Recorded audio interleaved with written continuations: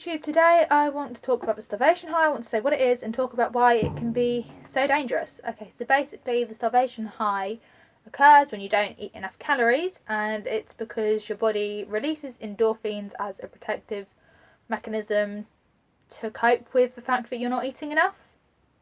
And I've read that this is like a lot worse in people who have genetic predispositions to eating disorders, so you can obviously see why this can be dangerous in triggering off eating disorders. Say someone goes on a diet, or they get braces, or they get sick, or they're really busy, or anything really that causes them to not eat enough, and then say they've lost a loved one, or they have depression, or they've broken up with their boyfriend or something, and they end up, obviously with this genetic predisposition to eating disorders, they end up associating starving as making them feel better about the issue because they get this starvation high, and obviously it can lead to them developing an eating disorder in that respect. I actually read before that quite a few cases of eating disorders start by people initially just not eating enough, initially maybe going on a diet, and I've watched things about people who've like developed their eating disorders just after they've got like a stomach bug or just after they've got their braces on. So yeah, definitely not eating enough for whatever reason, and then having that genetic predisposition and other factors going on in your life can definitely be quite dangerous and lead to an eating disorder. And just like the starvation high really just sets it off, if you get what I mean. And obviously the starvation high can be dangerous in kind of like making people addicted to starving and in motivating people against recovery, because initially when you start eating again you might be in a really bad mood all the time, you might be like depressed, you might be angry, you might be anxious, you might just be really tired, and your brain really likes to try and trick you that it's because you're not meant for food or something, but that is really not the case.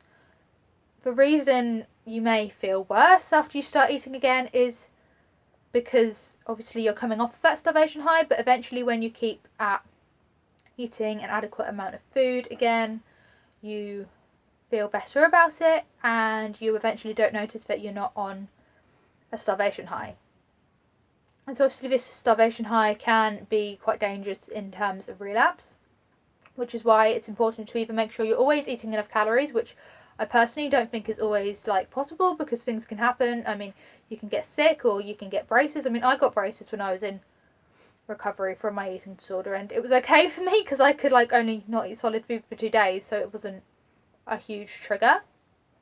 But there are people I've heard that like can't eat solid food for a week, so obviously it can be a trigger. And so because it's not always necessarily possible in every situation 24/7 to make sure you're eating enough in recovery, it's really, really important to make sure you've solved various issues that have caused your eating disorder in the first place or may lead to you relapsing into your eating disorder again. So say your eating disorder started, mine started because I felt really alone. I don't really feel like my mum loves me very much, and so I thought, being skinny would make people love me. So obviously, like, to deal with that, I had to kind of realise that my weight and isn't really going to determine whether people love me or not. It's probably going to make people love me less if I'm restricting my calories, because I won't be able to socialise, I won't actually be able to make friends. And with the perspective of like not really feeling like my mum loves me, I've kind of just had to accept that that's her problem, it's not mine. There's nothing I can do to make her love me more. I mean, I've kind of had this issue throughout lots of things, not just like eating disordered behaviours, but like with getting perfect grades as well. She's never put pressure on me to get perfect grades, but warped head tells me, hey, she'll love you if you get perfect grades. And I've kind of had to tell myself it and keep on telling myself on quite a regular basis that there's nothing I can do about it. It's just the way she is. Maybe she does love me, she just doesn't know how to show it, You basically just have to learn to deal with these issues in recovery so that you're not so attracted. Just wait for my dog to stop barking. I mean, she could go on for a while. Okay, so she stopped barking now, and basically you need to resolve these issues in any way you know how, so you're not attracted by the starvation high again, because obviously it can be really addictive and can lead to relapse. I know with me it's definitely led to my most recent relapse.